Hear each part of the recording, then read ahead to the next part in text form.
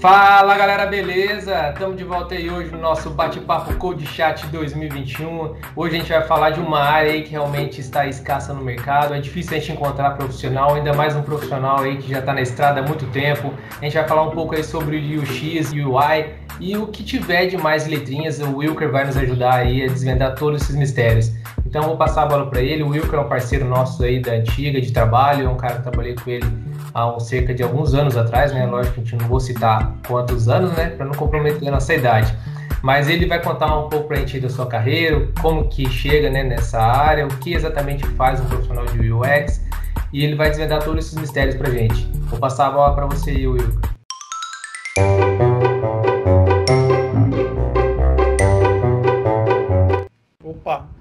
Opa, e aí, tudo bom, Rodolfo? Obrigado aí por me chamar aqui para bater esse papo com você. Muito bom, sempre bom falar da área e sempre bom falar desse mercado aí que a gente gosta tanto de trabalhar, de falar sobre, né? E ainda mais quando a gente pode contribuir aí para a área, para os colegas aí que estão chegando, até para o pessoal que também já está calejado aí, que já trabalhou bastante. É sempre bom a gente estar trocando essas figurinhas.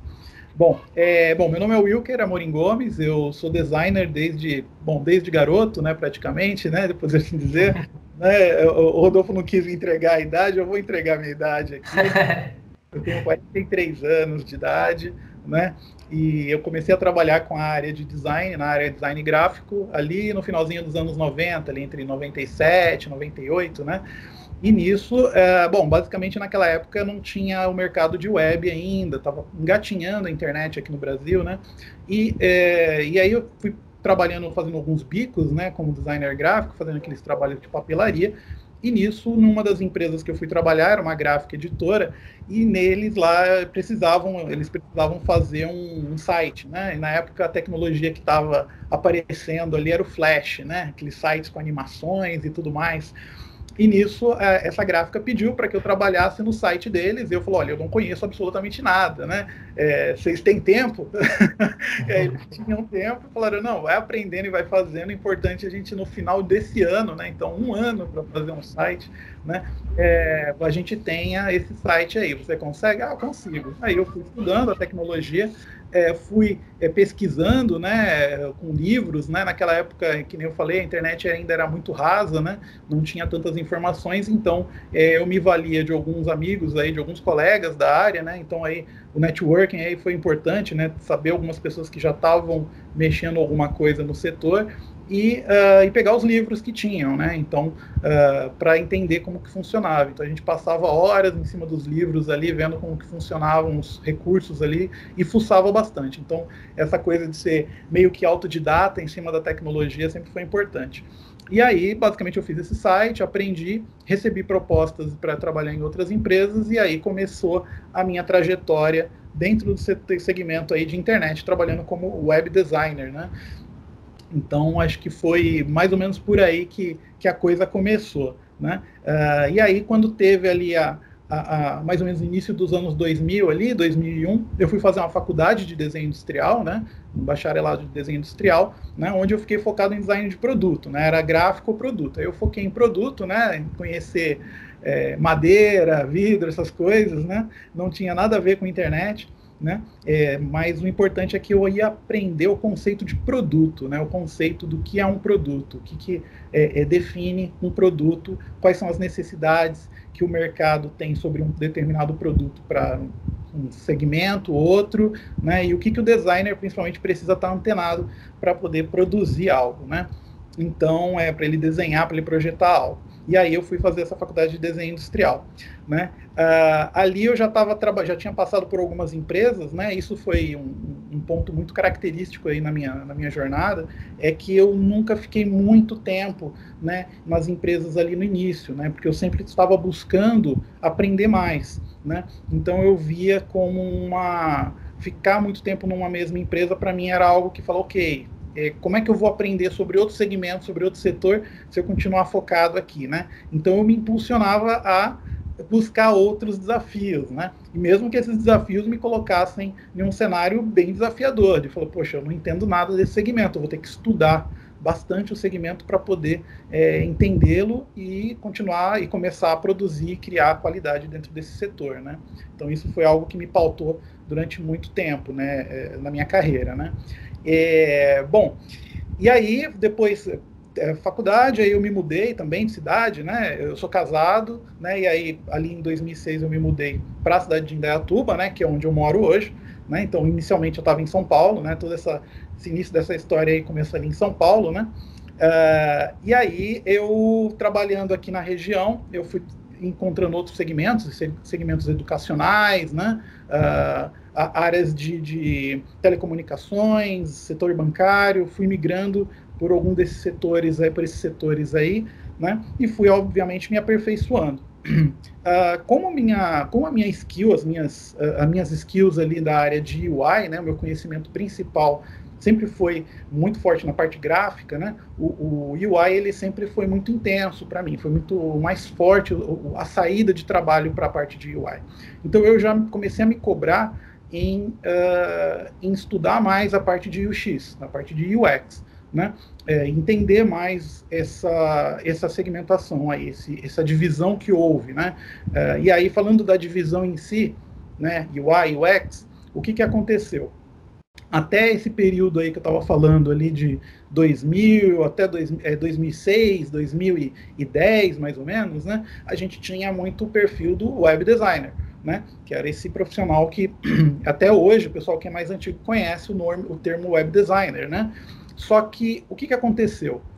Esse profissional ele começou a ficar sobrecarregado de uma série de demandas de naturezas muito específicas, né? Ele, ao mesmo tempo que ele tinha que trabalhar a pesquisa, né? Entender o perfil do usuário, entender estratégias de abordagem para pegar informações sobre aquele cliente, né? Ao mesmo tempo que ele tinha todo esse lado de análise de mercado, análise de perfil de personas, né? Entendimento de jornada, ele tinha que produzir as telas. Ele tinha que estar aí lá no computador e montar, projetar as telinhas nessas ferramentas diversas aí que a gente tem aí no mercado, né? E o que aconteceu? Viu que era necessário realmente haver uma cisão aí, né? Não que não seja possível o profissional continuar atuando dos dois lados, né? Mas dependendo do projeto que ele estiver atuando, né? Do prazo que ele tiver, das condições que estão sendo impostas pelo cliente, né? Pelo projeto que ele está envolvido, fica difícil ele trabalhar fortemente nas duas atuações, né? Como UX e como UI. Né? Então, o que aconteceu? Houve-se essa divisão e aí a gente criou-se os dois profissionais aí, o UX designer e o UI designer. Né?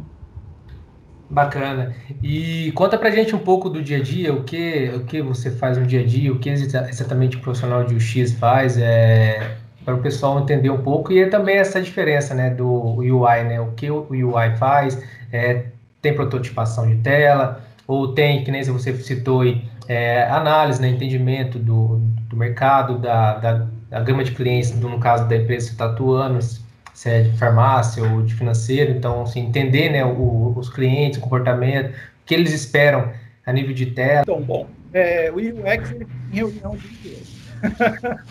Né? Então, mas brincadeira. É porque realmente fazer reunião é algo muito, muito importante. Né? Fala, pô, mas você faz reunião o dia inteiro, né?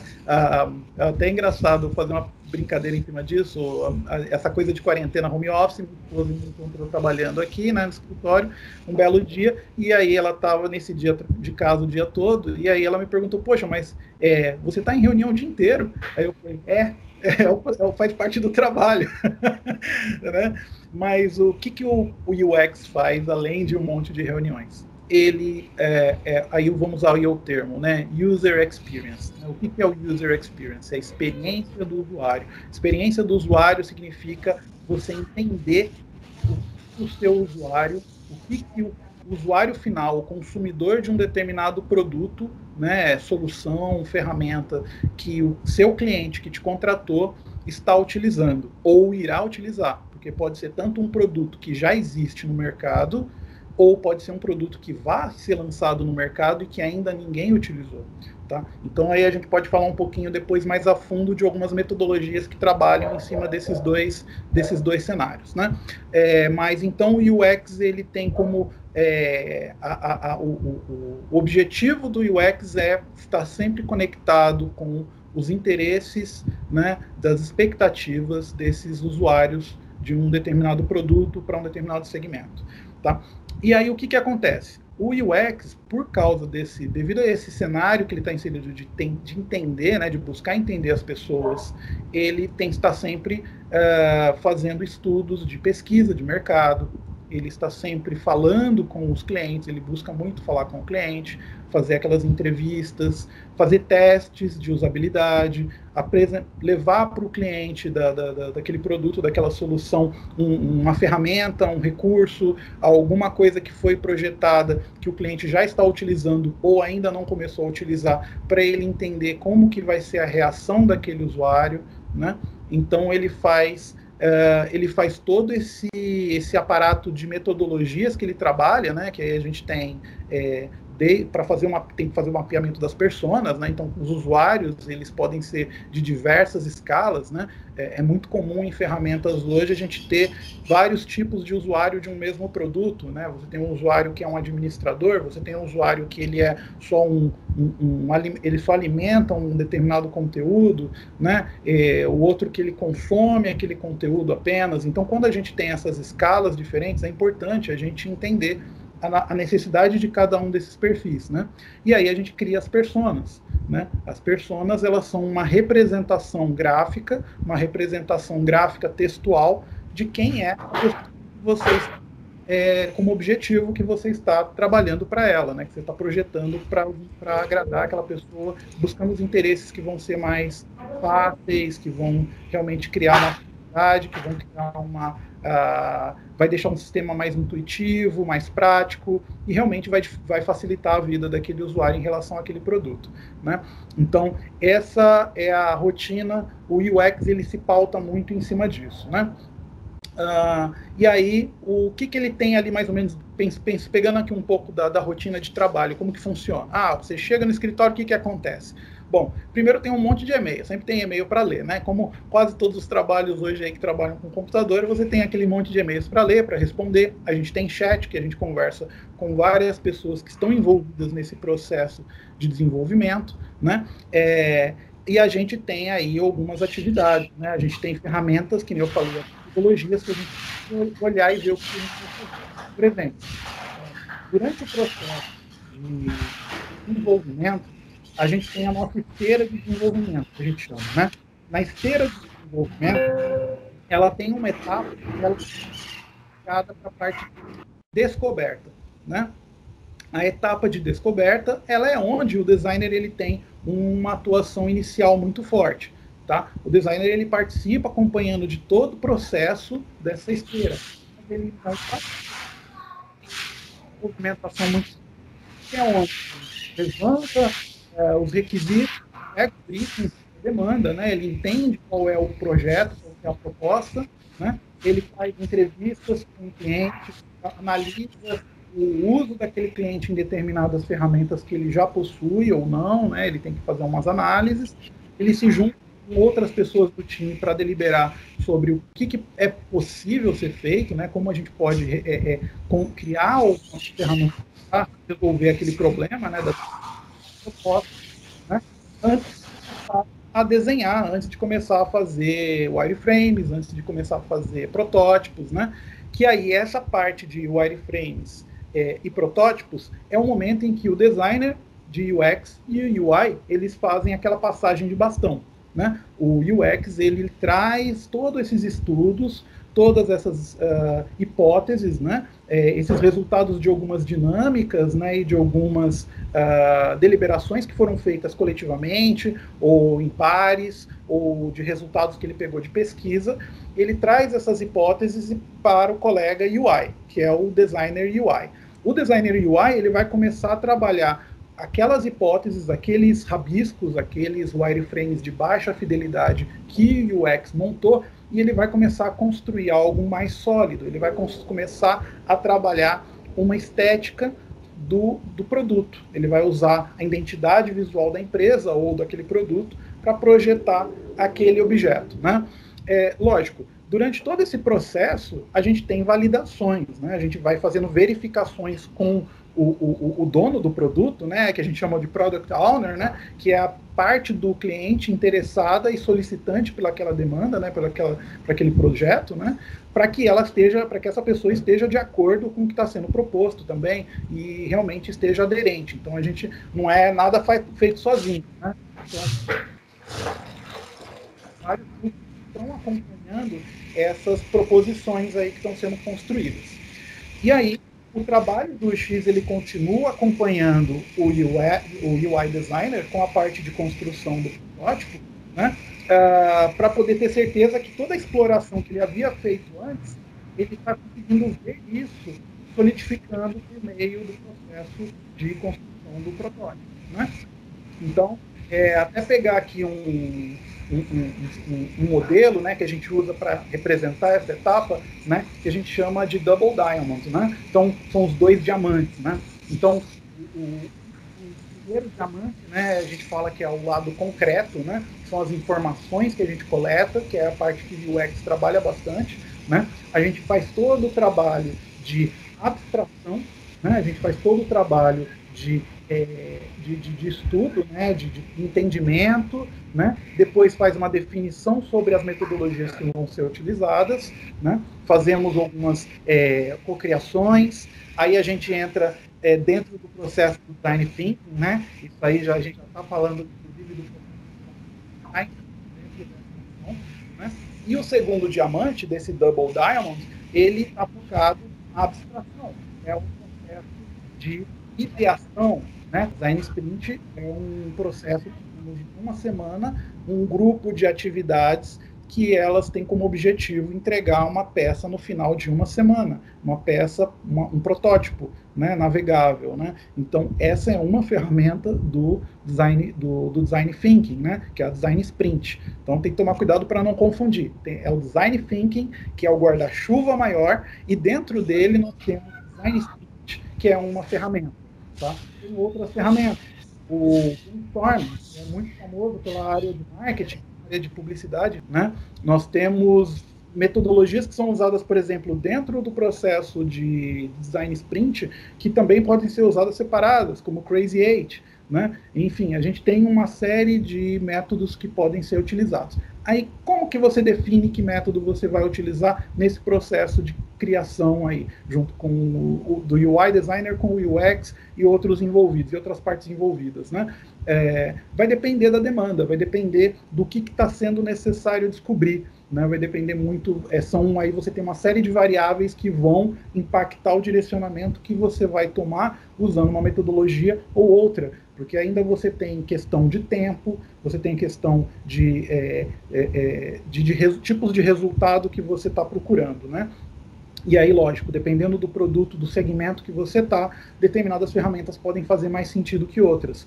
Se você acabou de cair de paraquedas num time de desenvolvimento que tem uma fila, tá com uma fila ali cheia de demandas para serem desenvolvidas, e você tem muito tempo para trabalhar pesquisa, porque eles não precisam que você faça nada correndo, ótimo, você pode trabalhar com metodologias que elas tomam um pouco mais de tempo e você vai ter mais espaço e tempo para estudar. Se você já cair num cenário onde o time de desenvolvimento praticamente não tem demanda nenhuma na fila do backlog deles ali para iniciar o desenvolvimento, né, é muito importante você já procurar metodologias que acelerem o processo de ideação para você solidificar um produto.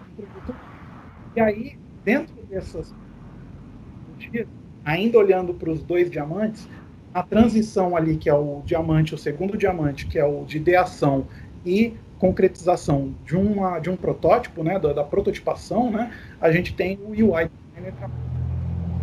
O UI Designer, ele não só vai solidificar, ele vai construir aquelas ideias, as hipóteses que o UX trabalhou, né, que ele explorou, né, mas também ele vai começar a trabalhar ações como interação, né, os níveis de ações que o usuário vai ter durante a interação com aquela interface, né, o clique, ou se tiver por o celular, quando ele mexer o dedão, scrollando, ou fazendo um swap para a direita ou para a esquerda, se ele precisa segurar com as duas mãos para poder interagir com o dispositivo, ou apenas com uma mão ele já consegue. Então, todas essas análises que envolvem a parte de ergonomia, né, que o usuário vai estar definindo no utilizar da ferramenta, seja um desktop, seja um mobile, seja um tablet, ou algum wearable da vida, né, o UI ele vai começar a explorar mais isso. Né? Ele vai trabalhar uma exploração maior, e isso na hora que ele tiver conseguido essas variações do protótipo. Né? E por fim, aí é feito uma apresentação do produto.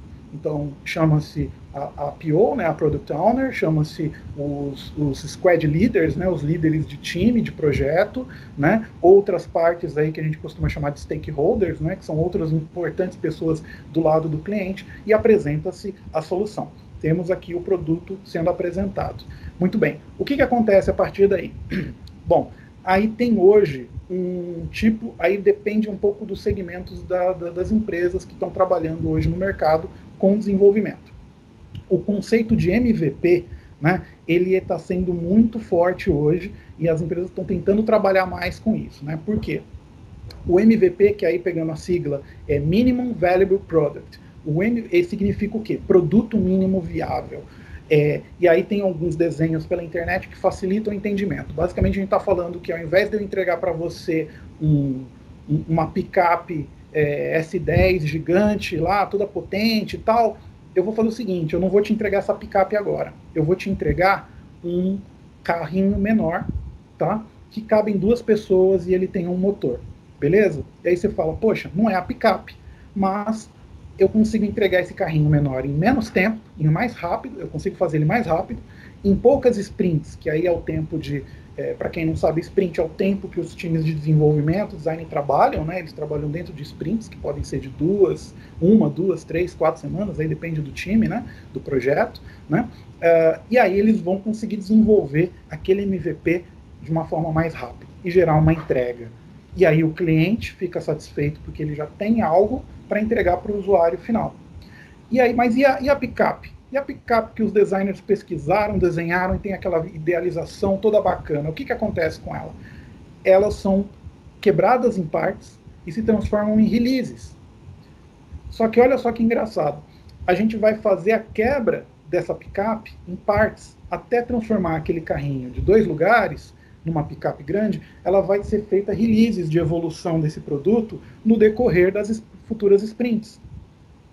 Né? E a parte interessante, por mais que os designers tenham feito pesquisa, tenham feito estudo, tenham colocado uma série de análises sobre interação na parte de UI, ainda assim, quando o usuário começa a utilizar o produto de fato, é que a gente coleta os reais feedbacks, os verdadeiros feedbacks de qualidade sobre qual é o direcionamento para aquele produto. Né? Muito bom, hein? Muito bom, Will. Você realmente fez um compilado aí que explica exatamente as 2 áreas, né? E você até adentrou aí um pouco aí no processo, né, em si. Muito bacana. Com isso até surgiu uma pergunta aí do Eurico de Muzambinho, lembrando que são personagens fictícios, só para a gente dar ênfase aí na conversa, né? Ele está dando um exemplo aqui da seguinte forma. A Fanta... foi feito uns estudos e elas resolveram lançar uma Fanta abacate. E aí, com base nos estudos, que realmente o abacate em determinada época é bastante consumido e tal, e foi passado para o pessoal fazer a arte aí da nova etiqueta da Fanta, né? Fanta abacate, tampinha e cor e tudo mais. Com isso, a gente tem aí a divisão de UI e UX. Ele está perguntando se essa análise, quem faz é o UX, no caso o X, né? E quem realmente executa, que faz a arte da Fanta, cor de tampinha e tudo mais, é o UI, né? E é até interessante, com base na pergunta dele, a gente vê que realmente não é algo que está relacionado diretamente a sistema, né? A gente tem aí em diversas áreas. Então, assim, esse exemplo que ele citou faz sentido, isso que ele comentou, esse levantamento, que faz o UX, né? Para ver que realmente faz sentido lançar esse produto com a necessidade da empresa, e o pessoal que executa é o UI, né? Não, faz sentido sim. Porque a questão aí do sabor Fanta abacate, né, que ele falou, é interessante, porque isso pode ser tanto uma necessidade do mercado mesmo, as pessoas estão morrendo de vontade de tomar uma versão refrigerante sabor abacate, né, como pode ser uma própria estratégia do marketing. O time de marketing, ele para poder criar uma maior fidelidade dos clientes, uma provocação para o público, né, no mercado sobre o produto da marca Fanta, em lançar uma versão que seja um sabor totalmente inusitado, mesmo correndo o risco das pessoas não quererem muito tomar, mas o fato de ter uma Fanta com um sabor totalmente diferente pode ser uma provocação de marketing, e isso gera resultado também, né? Olha só que curioso. Então, o marketing ele pode se pautar em cima de duas possibilidades. Uma, dos usuários estarem cobrando um sabor, e outra, eles criarem um sabor para gerar uma provocação, né? Então isso aí é a ação do marketing. Só que aí o marketing falou, olha, designers, se virem, né? Preciso que vocês façam isso. O que acontece com o UX? O UX ele vai entender todos os motivos que estão ligados aos interesses do usuário em relação ao abacate. Tendo sido uma provocação do marketing ou não, ele vai atrás do usuário e entender qual é a relação que as pessoas têm com a fruta do abacate. O abacate, as pessoas gostam de tomar com vitamina. O abacate, ele é uma fruta muito consumida com pratos mexicanos, né? Então você tem uma variedade aí de usos do abacate, e aí o UX ele vai procurar se pautar sobre qual é a relação que o usuário tem com a fruta do abacate, para que ele consiga trazer isso de uma forma que ele transforme essas informações num trabalho de empatia.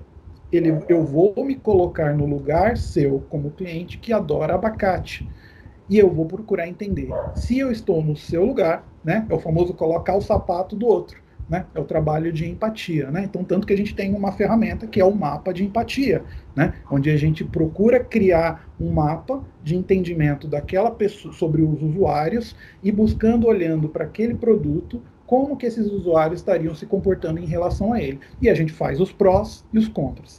A gente afunila, puxa exatamente os pontos de qualidade, né, que é a cor do abacate, que é um verde bonito, né, o sabor, o cheiro, né, e aí a gente começa a transformar isso em elementos gráficos e textuais, para que o profissional aí começa a fazer o trabalho de transição, aí o UI, com aquelas informações, né, que ele recebe do UX, o UI designer vai se pautar com princípios de visuais, que são bases de Gestalt, por exemplo. Ele vai se basear em elementos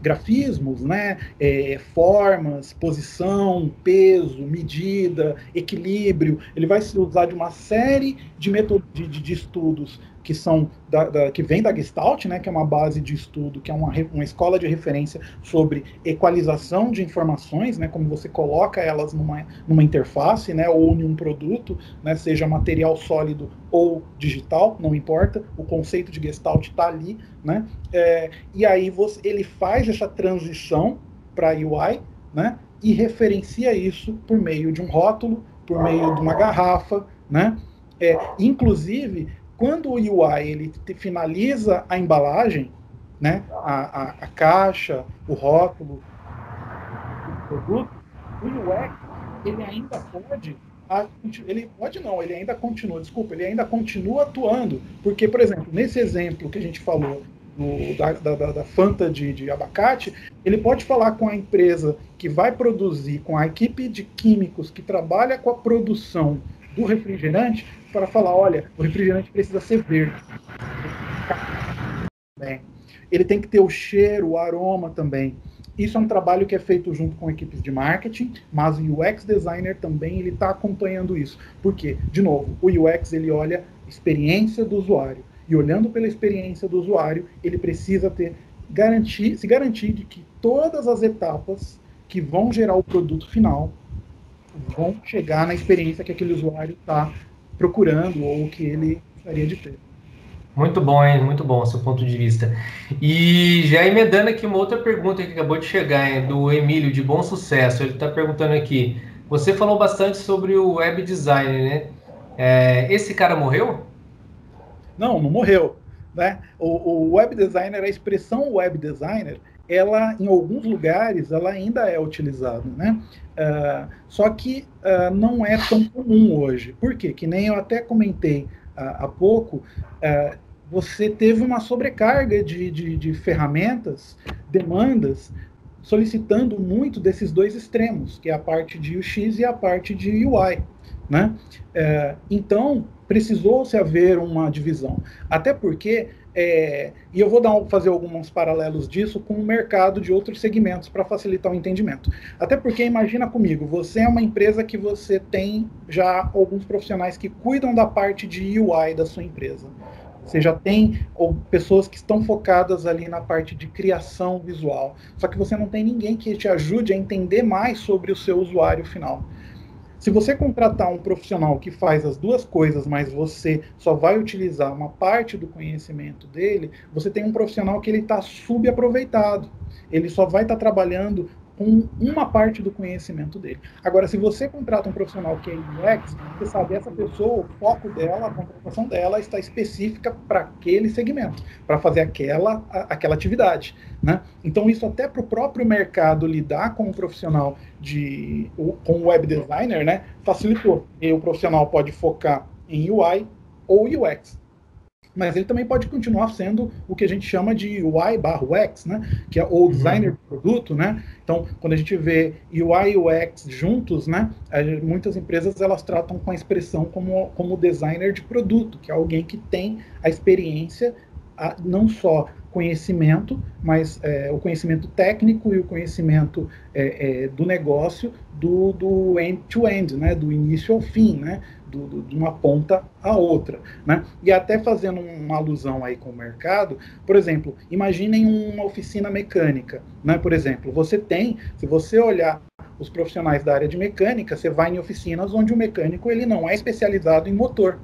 Ele fala, olha, eu sou muito bom com a parte de homocinética do carro, né? Com a parte de suspensão, né? Mas a parte de motor ele não entende nada. Ele vai falar para você precisa ir numa oficina onde tenha um mecânico especializado em motor. Você vai chegar em uma oficina onde tem um profissional especializado apenas no motor. Mas nada impede que o profissional que também é especializado no motor também conheça da homocinética. Né? Então, o cenário que o designer está inserido hoje, essa transformação do web designer, foi mais ou menos essa. Mas se chamar de web designer, ainda está certa a expressão. A expressão não, digamos que morreu, digamos que agora ela é mais complexa do que só o próprio nome dele. Por isso houve a divisão. Né? Sim, é uma evolução, né, de área, né? Que nem você falou, difusão de conhecimento, né? Muito bom. E, bom, a gente sabe aí que sua trajetória é grande, a estrada que você tem trilhado aí e desbravado, né? Realmente diversas áreas. Imagino que você tem alguma coisa engraçada aí para compartilhar com a gente, hein? Deixa eu ver. Bom, engraçado, rapaz. Tá, teve um caso, eu não vou falar nomes para eu poder não me comprometer, mas o que aconteceu? Em 2018, a empresa que eu trabalhava estava atendendo um cliente que é de fora, né? Era uma empresa que trabalha com muitos clientes de fora, e um desses clientes fica ali no Vale do Silício, né? Muito bem, eles estavam lá na região ali de Mountain View, ali na Califórnia, né? E aí, eu já levei um susto porque eles falaram, olha, eu tinha entrado nesse projeto, tinha menos de 6 meses, e aí eles falaram, olha, Wilker, você vai precisar ir lá para o cliente para poder fazer uns alinhamentos com ele.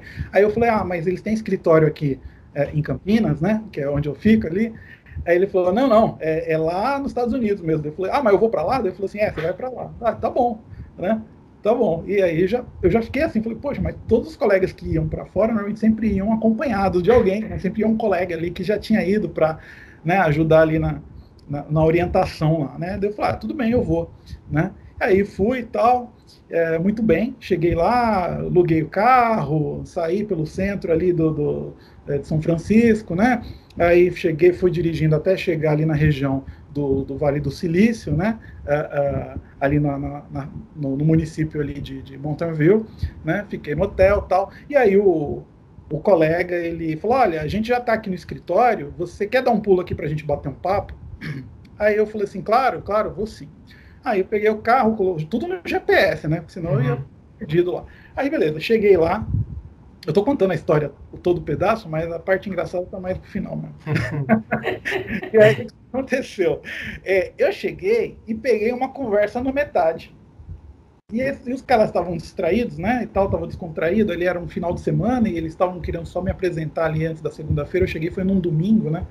E aí eles estavam batendo papo e eu cheguei no meio da conversa e eu peguei ele falando algo do tipo, falar em português, ele falando, olha, nossa, mas é uma alegria porque vem correndo e pula em você e tal, né? Aí eu falei, ele deve estar falando do cachorro, né? E aí eu fiz uma pergunta para uma pessoa que eu acabei de conhecer, porque o colega com quem eu trabalhava estava do meu lado ali ouvindo a conversa. E eu cheguei todo animadão, todo empolgado, e falei, mas de que raça que é o seu cachorro? Né? Ele não estava falando do cachorro, rapaz. Ele estava falando do filho dele. Puta merda. Isso pegou mal.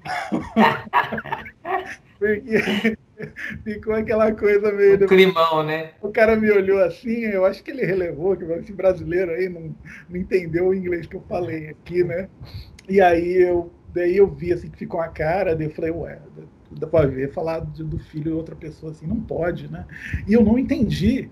E aí depois é que o colega me falou, né? Falou, viu, ali, ele não tava falando do cachorro, ele tava falando do filho. Aí eu falei, opa! Foi uma das gafes recentes aí que aconteceu comigo. Muito bom, muito bom. Essa aí a gente é novidade. Geralmente a gente tem bastante história engraçada de tecnologia, sistema que deu problema, mas uma gafe dessa aí foi boa. Essa aí dá até para fazer uma relação disso com o trabalho de X. Antes da gente projetar alguma coisa, a gente está contextualizado, tá? A gente tem contexto, até tem uma colega que trabalhou comigo que ela fala, contexto é rei, né? Contexto é rei porque se você não está contextualizado sobre as coisas, sobre as informações do que você vai interagir, do que você vai devolver, você vai fazer tudo errado. Você tem que se contextualizar, você tem que entender o cenário que você está inserido. Eu deveria ter feito o que ali? Chegado, ficado quieto, ouvido, esperado a história toda, entender qual de que ele estava falando, ter certeza, né? Não se afobar, né? Aí sim eu interagiria da forma correta, né? Então, designers, não se afobem.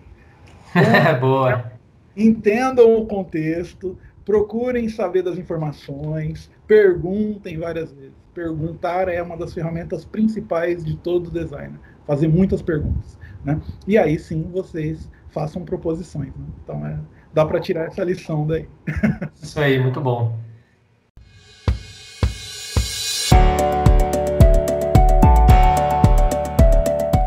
Bom, Wilker, sempre a gente tem um trecho aí do nosso bate-papo onde eu acabo acompanhando algumas notícias, né, em tempo real, e a gente traz um pouco da notícia para a gente também manter o nosso bate-papo atualizado, né? E eu acabei de ver aqui, até na Isto É, que cientistas desenvolveram um comprimido capaz de matar a sede. Realmente ele é um comprimido muito eficaz. A sua ingestão realmente faz com que a pessoa mata a sede, né? E já tem filas de gente querendo comprar esse comprimido, né? Vai ser até um custo aí acessível para a população. Ele só tem um asterisco aí na bula que fala que o comprimido só terá eficaz se for ingerido com 2 copos de água bem cheio. Então, acho que assim, realmente toda bula aí tem que ter as observações, né, sobre precauções e sintomas. E se realmente for um comprimido que vai ajudar o pessoal, vai ajudar bastante o pessoal do Nordeste, da Arábia e tudo mais aí que sofre com falta de água, né? Você tem um comentário com relação a essa notícia? Não, eu já estava acompanhando essa notícia tem algum tempo, né? Tem uns 2 laboratórios aí, inclusive, que estão trabalhando aí a patente aí para desenvolver aí e distribuir no mercado essas pílulas aí que matam a sede, né? E isso vai ser muito bem-vindo aí para as populações aí de regiões que sofrem com secas, né? E com dificuldade aí de hidratação, né? Então, realmente é uma solução aí do mercado de laboratório aí bem bem-vinda aí, né? Principalmente se você ingerir 3 comprimidos, né? Eu imagino que o fato de você ter que ingerir 2 copos de água para cada comprimido vai fazer você ficar com a barriga d'água. Incrível. É uma das formas da pessoa se hidratar, né? Ela ingere 3 comprimidos e depois ela toma, para cada comprimido, ela bebe um copo d'água. São Tá 3 certo. copos d'água aí, né? Tá muito bom. Tá certo. Bom, pessoal, como eu falo nos outros vídeos, né? É uma notícia falsa, não existe comprimido que mata a sede. A ideia é mais a gente trazer, né, para analogia para o nosso bate-papo, nosso assunto. E, inclusive, está relacionado também com o que a gente citou da Fanta Abacate. A ideia mais o que ele citou, né? O marketing solicita, a área analisa, envolve.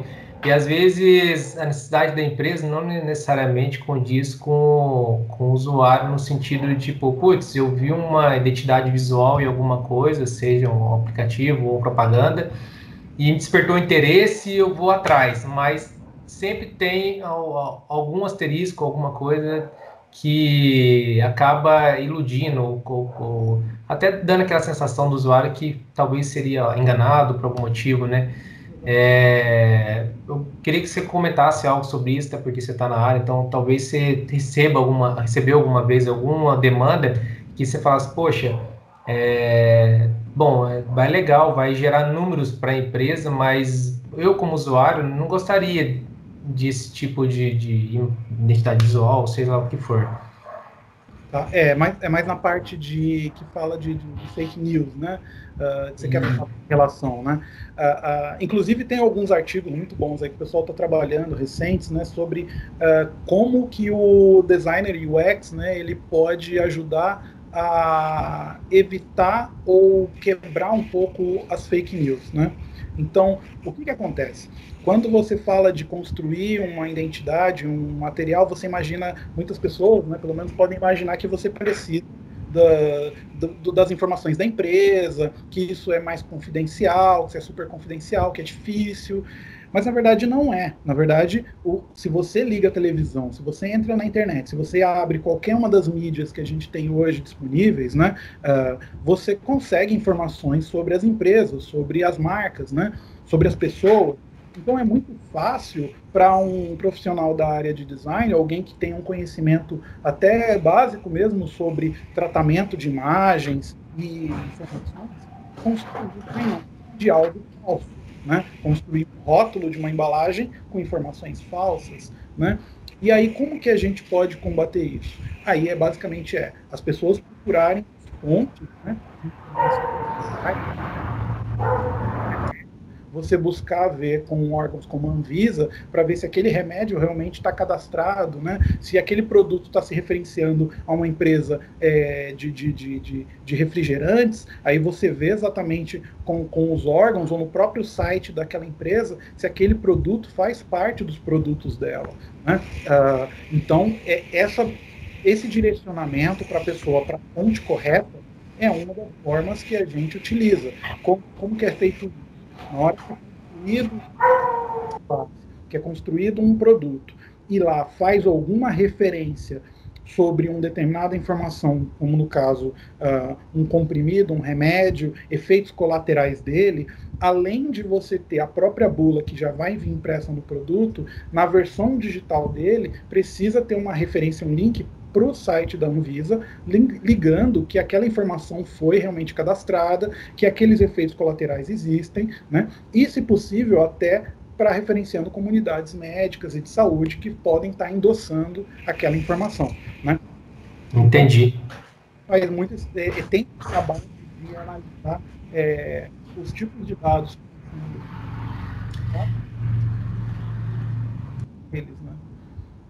Bom, no seu ponto de vista, você acha que não necessariamente um conteúdo falso, mas, por exemplo, a empresa ou a companhia ou o seu superior aí da área de marketing ou qualquer área pede para fazer um lançamento de um produto, mas que remete a enganar o usuário. Por exemplo, o banco pede para lançar uma campanha, sei lá, contas gratuitas, E aí sempre tem uns asteriscos embaixo que a pessoa quase não consegue enxergar, né? Que fala, não, grátis desde que você contrate um seguro. Com isso, eles lançam campanha e nas primeiras semanas faz milhões de adesões, mas tem o tal do churn, né? Que é muitas pessoas reclamando, querendo sair porque vai vir cobrança, porque a pessoa não fez o seguro. Você presenciou muitas situações desse tipo, porque assim, você está ciente que está fazendo isso, mas às vezes fala, putz, isso não é legal, acho que tipo assim, é uma empresa que talvez eu não fique muito tempo, porque tem atitudes como essa, realmente é algo que talvez, para mim como usuário, para minha carreira é ruim. Você presenciou muitas coisas nesse sentido, ou você acha que isso é raro de acontecer? Não, isso infelizmente ocorre ainda, né? Isso tem. Não é só uma atitude de empresas pequenas até que fazem isso. Empresas muito grandes, né? Empresas multinacionais às vezes têm departamentos que têm uma atitude um pouco antiética, assim dizer, né? E aí, bom, aí nesse caso, o que faz o profissional nesse cenário? Ele tem algumas opções. Ele pode falar direto com os superiores dele, falar com a empresa, né, pelos canais que a empresa tem, dizendo, olha, essa informação que vocês estão colocando do jeito que está sendo inserida no produto, ela induz o usuário ao erro de contratação de um produto que ele não deseja. Consequentemente, ele vai ter uma frustração, vai ter uma decepção com o produto e com aquela marca, e o nome da empresa vai ficar associado a uma experiência ruim e um nível de reclamação de X nível. Aí pode chegar a processo, etc. Né? Então você está fazendo o seu papel, o seu trabalho como profissional. Tem profissionais que fazem isso e se bastam por isso. Alguns outros profissionais já tomam a atitude realmente de sair da empresa. Falam, olha, eu não vou continuar trabalhando numa empresa que eu não compactuo com os valores e com o processo que a empresa está utilizando aqui, porque realmente vai contra a minha índole, vai contra a minha ética, isso para mim é antiético, vai contra a minha moral, né, contra o que eu entendo que seria o correto, né? E aí o profissional ele se manifesta e mesmo assim ele também ainda opta por sair da empresa porque ele não quer compactuar com isso. Esse tipo de cenário existe, né? E aí o que acontece? São algumas pressões que a empresa que está propondo isso tem que sofrer. Ela tem a pressão legal, que é dos próprios clientes que fazem as manifestações e reclamações e processos, né? Ela tem uma pressão interna também de profissionais que vão se recusar a participar até mesmo de processos seletivos, onde uma empresa que está envolvida nesse tipo de reclamação esteja ligada. Não só eu, mas vários colegas meus, hoje, eles vão procurar uma oportunidade de emprego, né, eles não só olham os sites como o Glassdoor, por exemplo, para ver quais são os salários e os níveis de satisfação daquela empresa, mas eles olham se aquela empresa não reclame aqui, se ela tem processo, se ela tem outros níveis de reclamação processuais, aí, legais, que realmente aquele profissional pode escolher e falar, não, eu não vou fazer parte de uma empresa que está dentro desse tipo de problemática aqui, que está envolvida com isso, né? Então, eu acho que aí vai muito também dos valores do profissional, né? E isso, consequentemente, vai forçar uma pressão em cima desse tipo de empresa para que a gente tenha menos esse tipo de cenário aí, né? Legal, incrível como a sua colocação é precisa em todos os pontos que a gente citou até agora, né? Beleza. Bom, vamos caminhando aí para a esteira dos finalmente, né? Eu queria que você partilhasse um pouco aí do seu dia a dia, da sua rotina pós-trabalho, né? Da cidade que você vive e emendando já aí a dica para o pessoal que está se formando agora, estudando ou que está em uma outra área e despertou interesse através do nosso vídeo, como que ele vem para essa área de UX, né? Ou UI, né? Se ele gosta mesmo de botar a mão na massa ou de fazer essa análise. Legal, bacana. Então, falando minha rotina aqui, então, teve aquela que a gente falou ali do parte do trabalho, deu 5 horas, eu tento desligar a máquina. Eu tento, mas nem sempre dá, né? Às vezes, quando a gente vê às 7 horas, a gente ainda está no computador, mas eu evito, né? Basicamente, aí o que eu faço? Eu falo com a minha esposa, né? Esse horário normalmente ela já está em casa, então a gente conversa, fala dos nossos planos, então é a minha companheira, né? Então é com quem eu dedico a maior parte das minhas horas, né? Conversando com ela. A minha esposa é da área de engenharia química, então é uma pessoa muito inteligente também, é uma pessoa muito estudada, e a gente tem as divergências de opinião, como todo mundo fala. Mas eu gosto muito de conversar com ela, né? Eu gosto muito das opiniões dela também, que elas sempre muito são opiniões também muito boas, assim, muito precisas também, né? A gente tem 6 pets aqui, a gente tem 3 gatos e 3 cachorros. Nós não temos filhos ainda, né? Mas a gente tem uma bicharada aqui, e a gente se diverte com os gatos, que são super preguiçosos, com os cachorros, que são totalmente cheios de energia, são malucos aqui. Um compensa o outro, né? Um compensa o outro. E aí a gente tem no meio do caminho, tem as plantas, né? Então a gente tem um monte de planta aqui, tem umas arvorezinhas aqui no quintal. Minha casa não é muito grande, mas dá para ter umas coisinhas em vaso. E aí a gente se envolve com esses seres aí, os gatos, os cachorros, as plantas, né? E que mais? A gente gosta de viajar quando não está em quarentena, né? Acho que muita gente aí está sentindo falta das viagens aí, né? É algo que a gente gosta bastante, a gente adora praia, né? E que mais? Eu sou voluntário em uma ONG, né, aqui da cidade de Indaiatuba. Eu ajudo esse pessoal dessa ONG desde 2009, né, então a bolha de sabão, né, então eu dou ajuda para eles na parte de tecnologia, dedico meu tempo, né, um pouco da minha energia ajudando eles no que eu puder. Muito né? bom. E eu gosto de jogar videogame, adoro assistir filme, né, como acho que muita gente, e gosto bastante de jogar videogame. Então basicamente é isso. Isso aí, muito bom. Acho que não muito diferente que a maioria, né? O game e os próprios hobbies dentro de casa mesmo, né?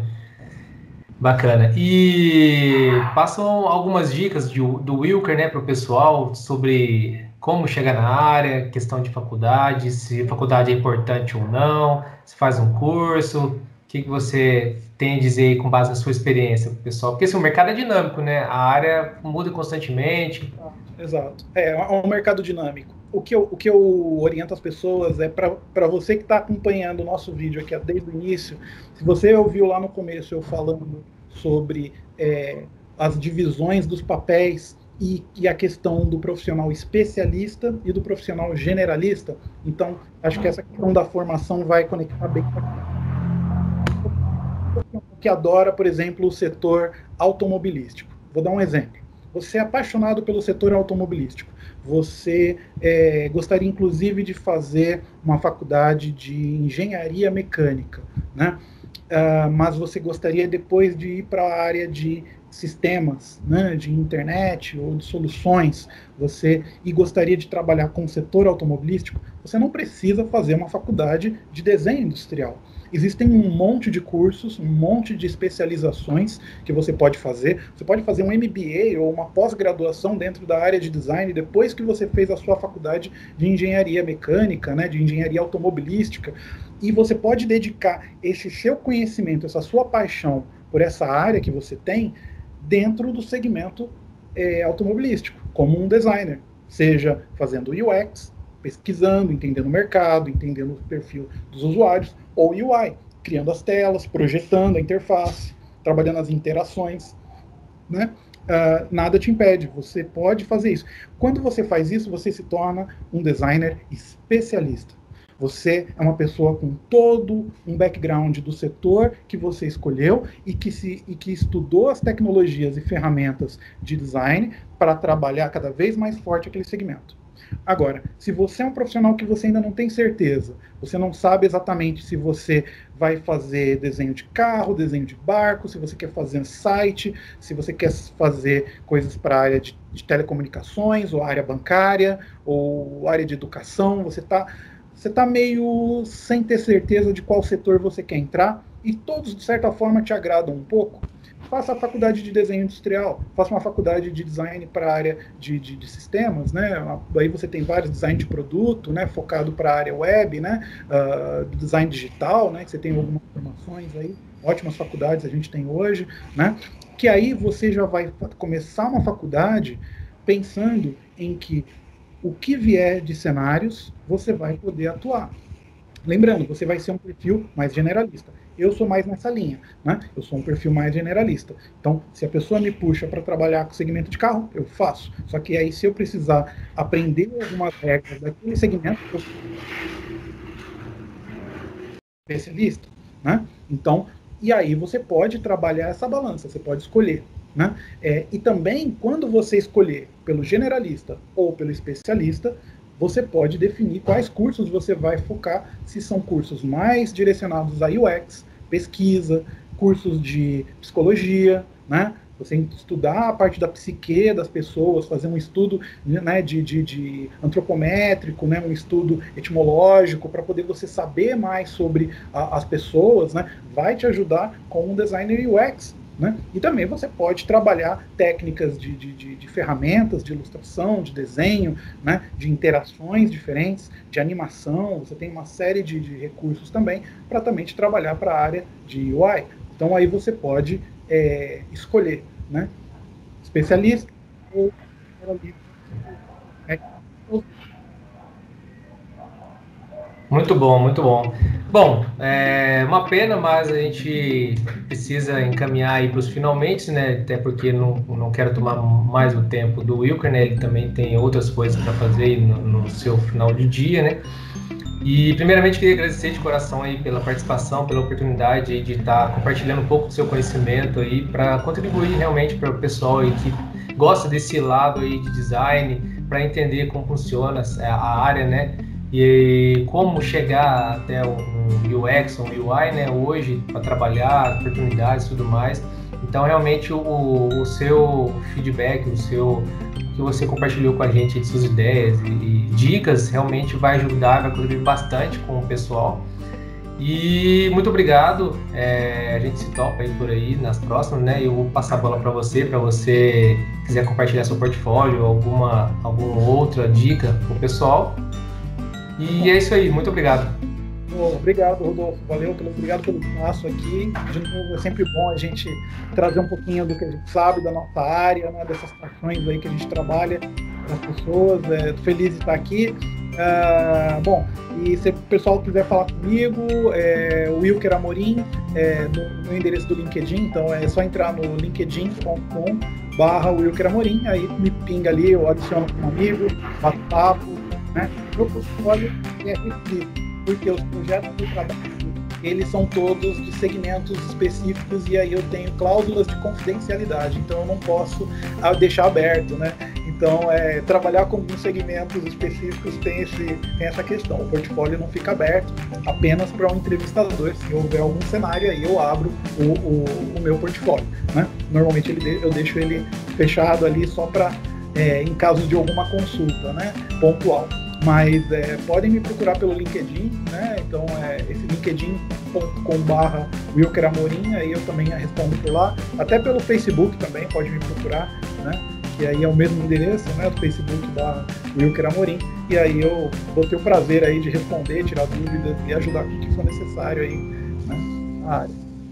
Beleza. Bom, e nesse momento de pandemia, de home office, lembre-se de acessar o nosso canal. Se estiver gostando do conteúdo, dá aquele like esperto e não deixe de se inscrever. Valeu, pessoal. Até a próxima.